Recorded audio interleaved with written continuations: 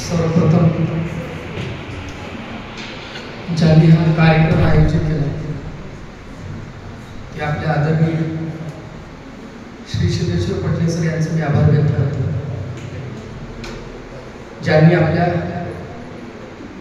पीटीएला उदगीरमध्ये भक्कमपणे उभा केला ते आमच्या आदरणीय ओळखे सर आणि तोच वारसा पुढे चालवणारे आमच्या आदरणीय श्री सिद्धेश्वर पटले सर आणि त्यांना नेहमी सहकार्य करणारे आमचे सचिव श्री फड सर यांचे सुद्धा या ठिकाणी मी आभार व्यक्त करतो. आज या ठिकाणी आपण दोन विषयाबद्दल चर्चा केलेली आहे.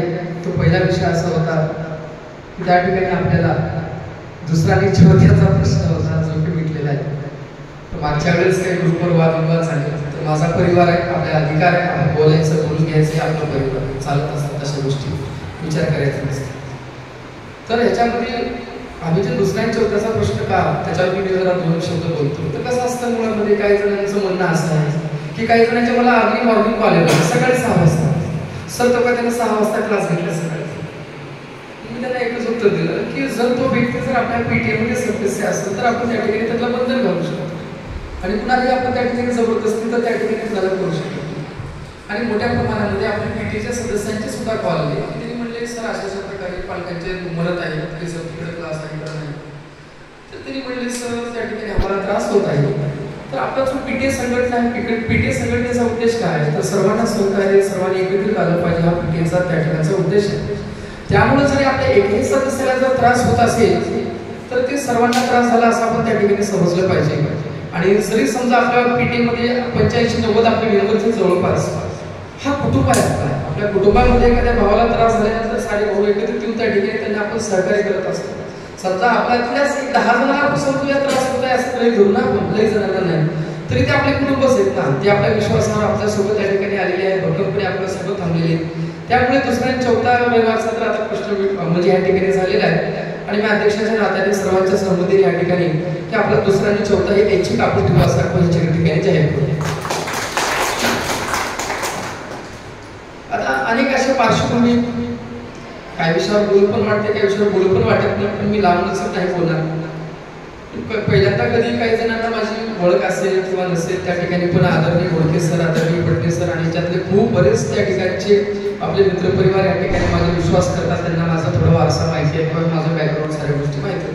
बॅकग्राऊंडचा उद्देश काय असा वेगळा उद्देश नाही म्हणजे संघर्ष काय केल्याने त्या संघर्षातून मी ह्या गोष्टी करतो. आणि माझे एक वैशिष्ट्य आहे मी जो कोणताही मुद्दा सामाजिक मुद्दा उचलत असतो तो मी कंप्लीट केल्याशिवाय माझ्या आयुष्यात कधी बसलो मी माझा रेकॉर्ड आहे. आजपर्यंत मी जेवढे काही मुद्दे उचलला असेल 100% माझं इफिशियन्सी आहे त्याच्यामध्ये एकही मुद्दा माझा फ्लॉप नाही.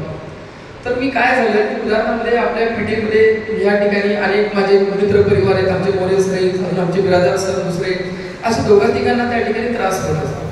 मग त्या अनुषंगाने काय झालं त्या ठिकाणी की उदगीरमध्ये जवळपास 5-6 क्लासेस वाले होते की जे परमनंट असताना सुद्धा त्या ठिकाणी खासगी क्लासेस घेतात.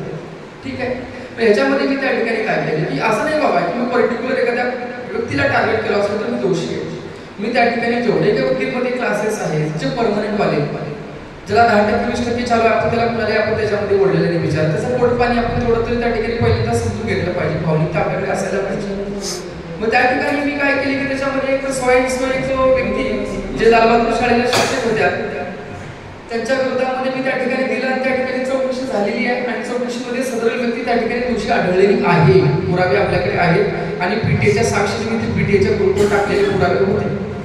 मग त्याच्यानंतर काय केले त्याच्या मिस्टरनी मी खरं सांगतो माझ्या आयुष्यात मी त्या व्यक्तीला भेटलो माझ्या इच्छा सांगलं मी मान धर्म कधी भेटले त्या व्यक्तीला त्याचा तोंड सुद्धा बघायला तेव्हा शब्द सांगला त्या व्यक्तीला माझ्या विरोधात पोलीस स्टेशन ग्रामीणमध्ये एनसी दाखल करतो आणि म्हणे ह्या व्यक्तीने मला क्लासेस धमकी दाखवली आणि क्लासेस बंद करा म्हटलं.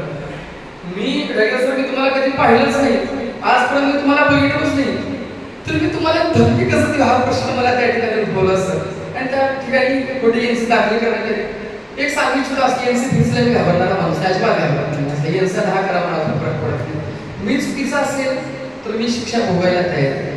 मी कायद्याने जात असेल तर मी कोणत्याही प्रकारे शिक्षा वगैरे त्या ठिकाणी अजिबात नाही. मी गेलो पोलीस स्टेशनला का त्या ठिकाणी मुद्दा मांडला की खोटी एनसी दाखल झाल्यानंतर पुढच्या व्यक्तीवर 211 नुसार पुढच्या व्यक्तीवर तुम्ही त्या ठिकाणी गुन्हा दाखल करायला पाहिजे म्हणून सांगितलं.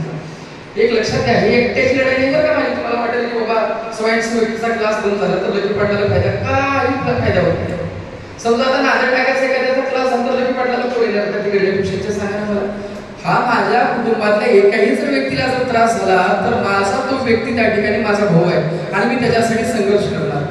आणि याच्यामध्ये सर्वात महत्वाचं की इन फ्युचर की समजा काही झालं, माझ्या कुटुंबातील कोणत्याही व्यक्तीला जर त्रास झाला तर 100% एक सांगू शकतो, ठामपणे मी तुमच्या पाठीशी आहे आणि पहिली जी तलवार आहे ती माझ्या अंगावर घ्यायचं काम या ठिकाणी मी ठामपणे सांगतो.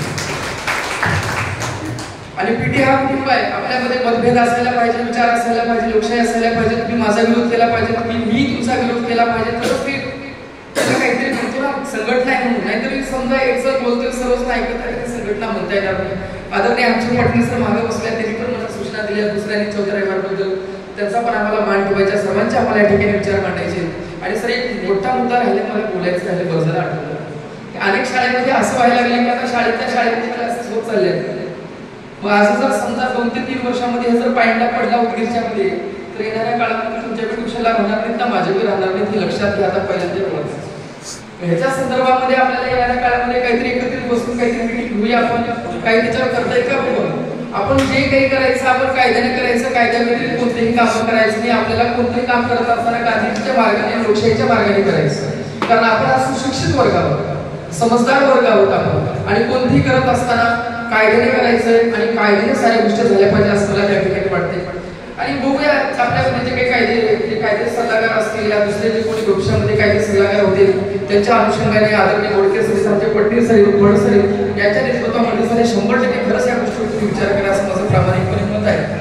आणि जर माझ्याकडून मागच्या वेळेस कुणाच्या काही भावना दुखावल्या असतील किंवा आता कुणाच्या दुखावल्या असतील तर तुमचा बारका भाऊ म्हणा या तुमचा मोठा भाऊ म्हणून मला त्या ठिकाणी माफ करा. आणि या ठिकाणी मी माझे ठामपणे माझं जे काही पीटीएचं अध्यक्षपद आहे प्रामाणिकपणे इमानदारीने तसं व्यक्तिगत स्वार्थासाठी न फायदा करता पीटीएच्या संघटनेसाठी तरी मी एवढं तुम्हाला शब्द देतो आणि